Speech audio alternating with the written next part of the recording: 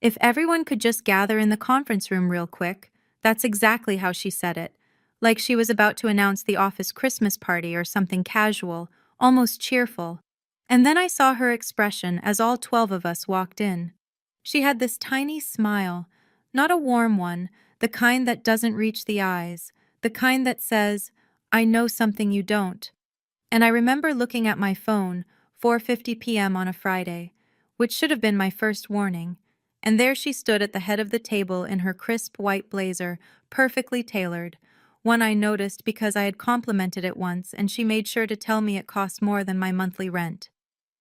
As you know, the company has been going through some restructuring, she said, tapping her manicured nails on the table. And unfortunately, we've had to make some difficult decisions. And that's when I noticed the stack of manila envelopes beside her, 12 of them.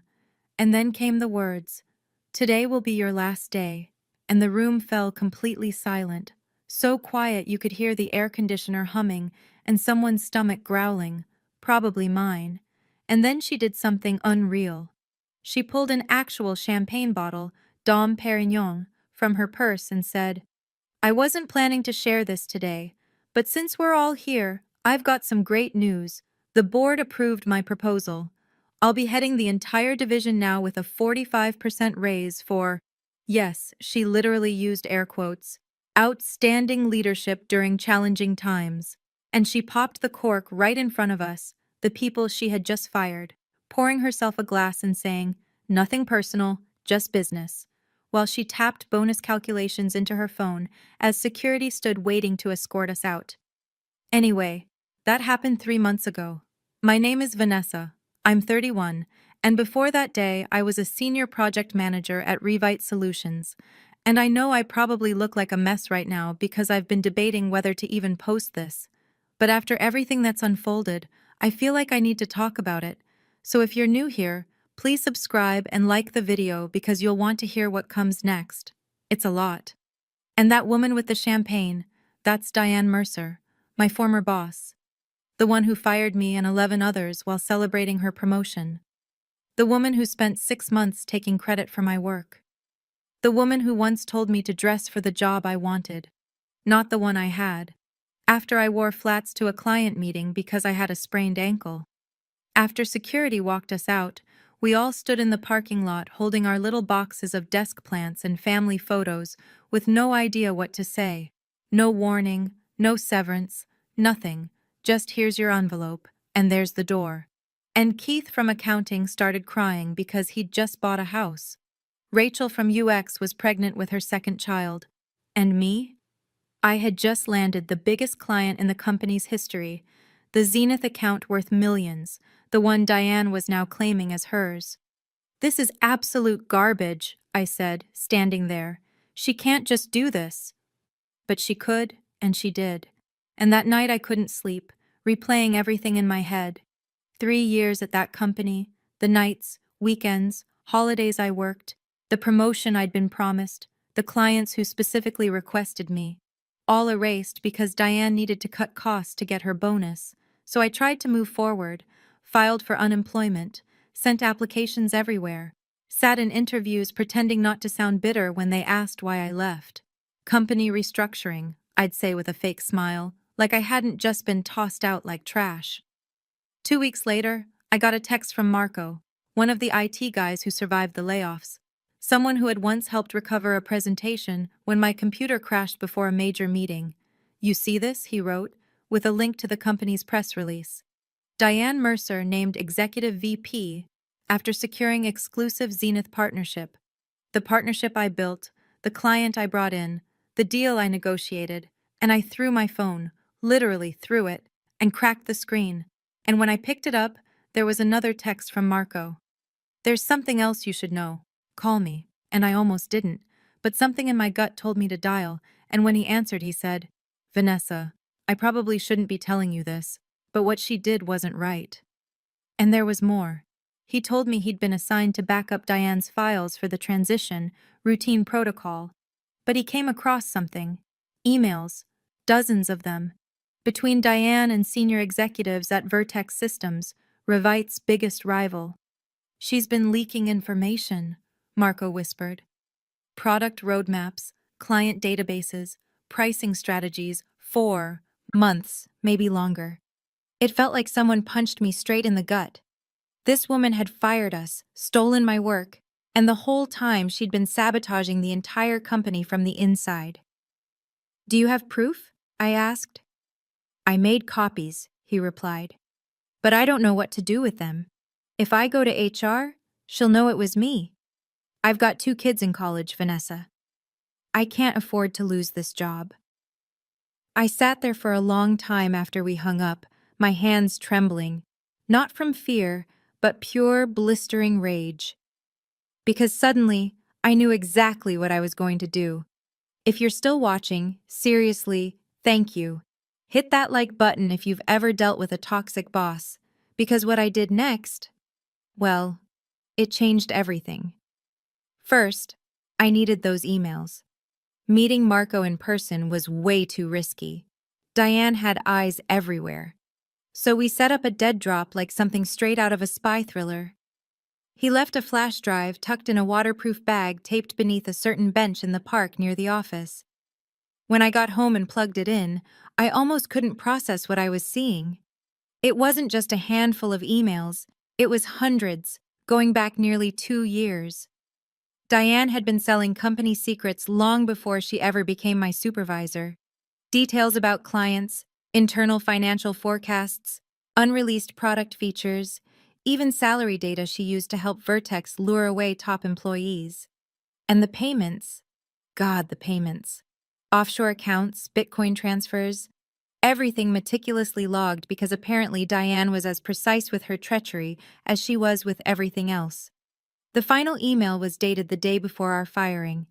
Need to reduce overhead by 15% this quarter to keep this arrangement profitable. We'll handle tomorrow. That was us. We were the overhead.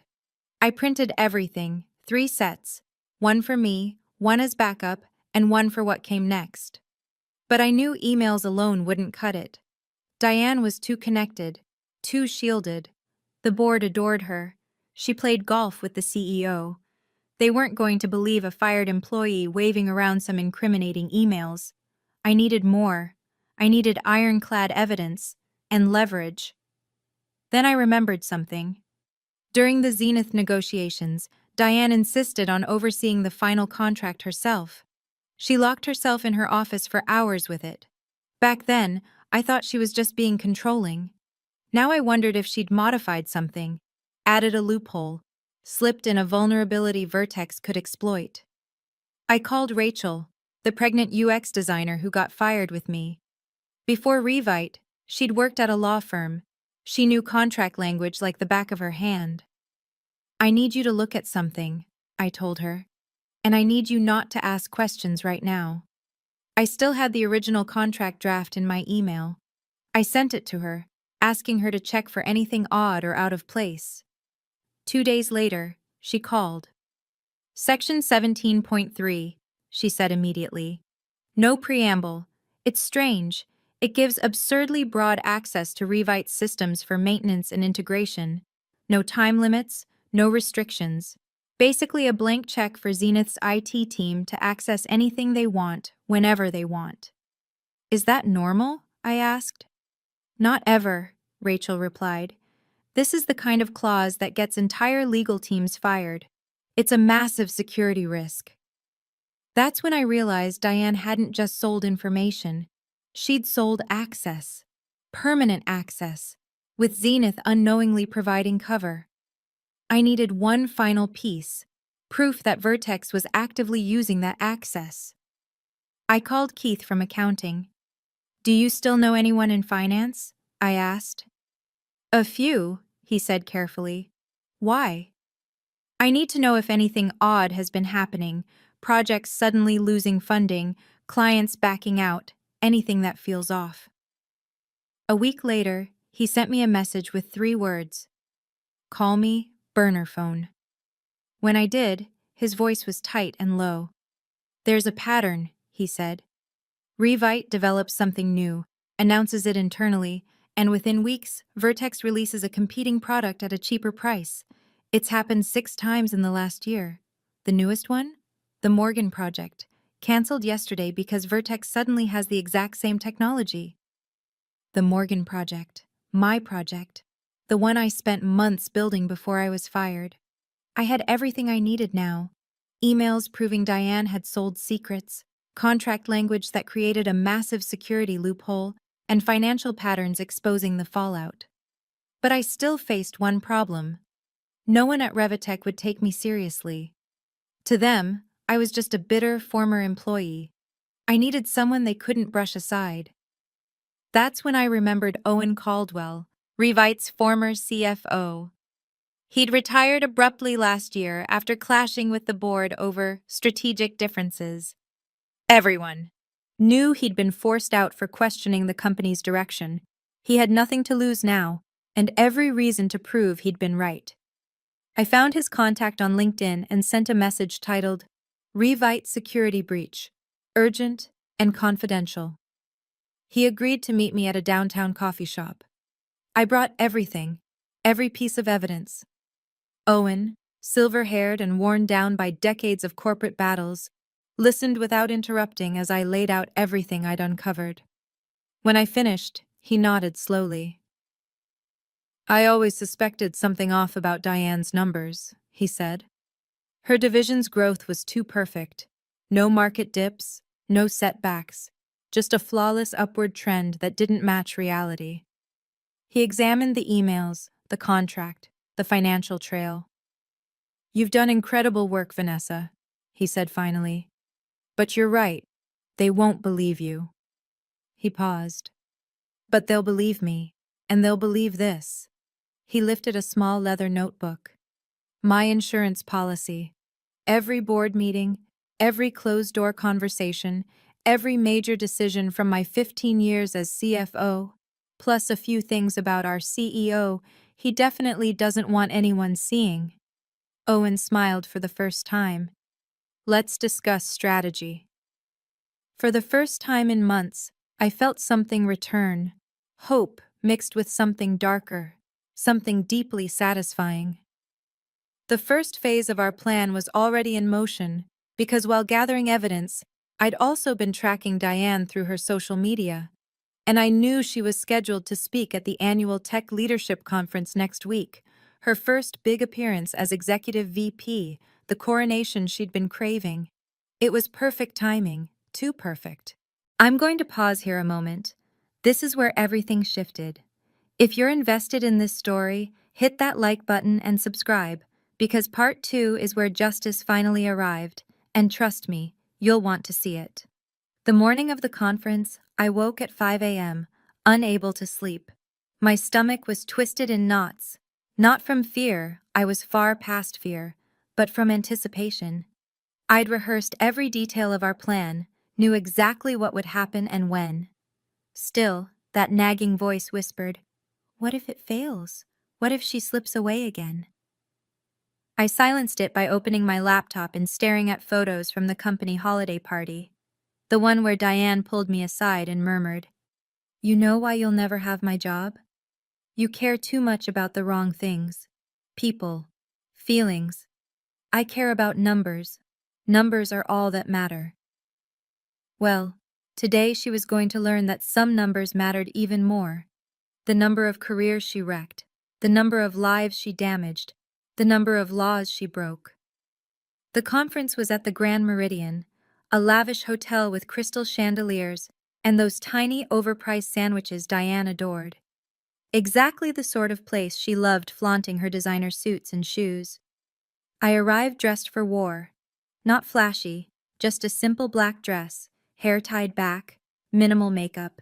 Professional, unremarkable, the opposite of Diane's look-at-me style. According to the schedule, she would speak at 2 p.m. Innovative leadership in challenging markets. Hilarious, given her only innovation was selling other people's work to the highest bidder. Owen was already there when I walked in, casually chatting with old colleagues like any retired exec attending a conference. No one could imagine he was about to blow everything open. At 1:30, I saw her, Diane, surrounded by admirers, laughing that rehearsed executive laugh of hers, the kind that sounds like it came straight from a leadership seminar. She hadn't noticed me yet. I texted Owen, "Target in sight." His response came instantly. "Board members all present. CEO in the front row." Perfect. At 1:45, people began moving into the main conference hall for Diane's presentation. I slipped in quietly and settled into a seat in the back. From where I sat, I could see everything. Diane standing near the side of the stage, reviewing her notes. The Revitech CEO and board members seated in the reserved front row.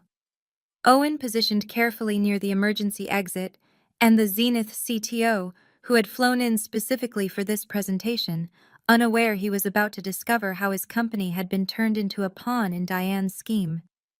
At exactly 2 p.m., the conference moderator stepped up to the microphone.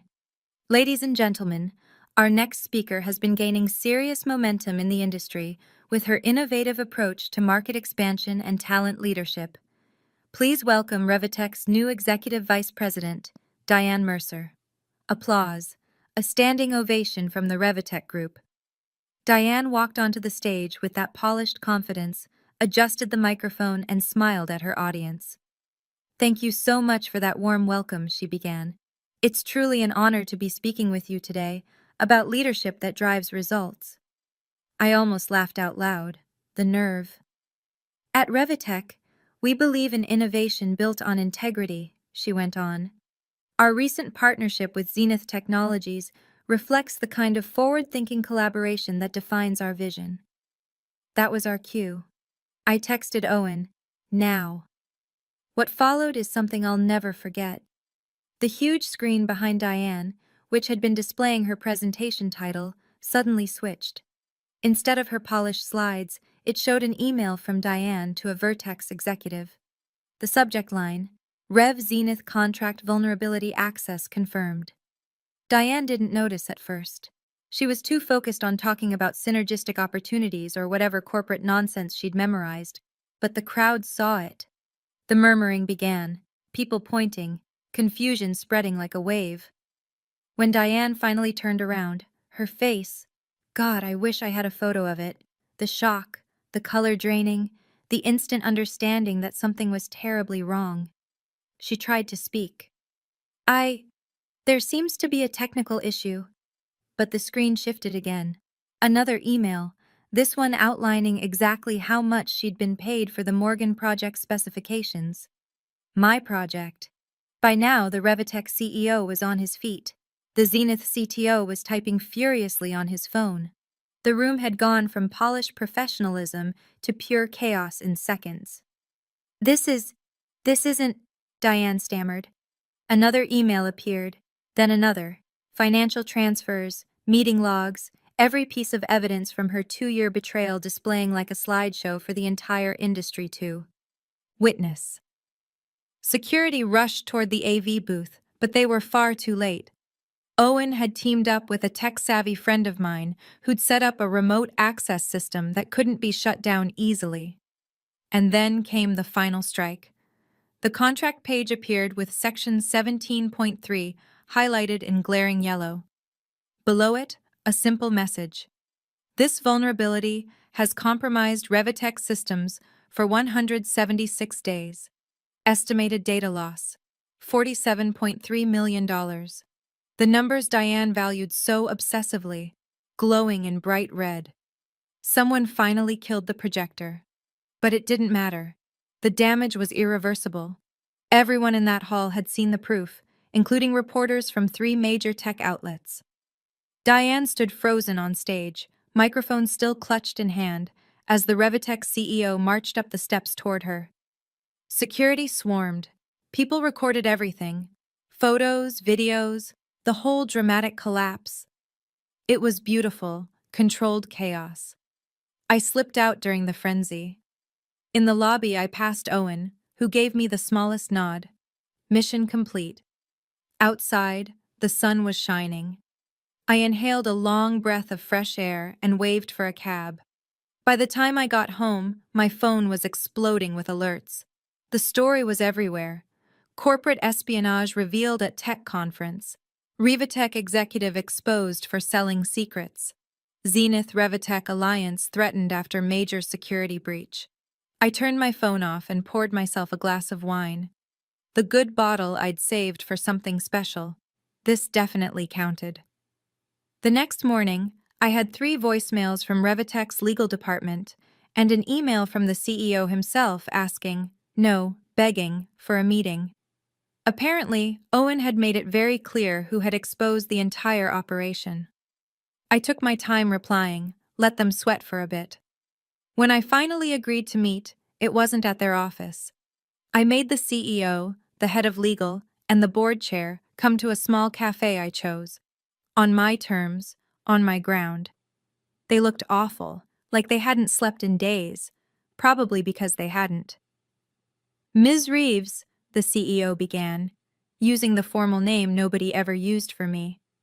First, let me express our deep gratitude for bringing this situation to light. I simply stared at him, waiting. The board has terminated Ms. Mercer's employment effective immediately.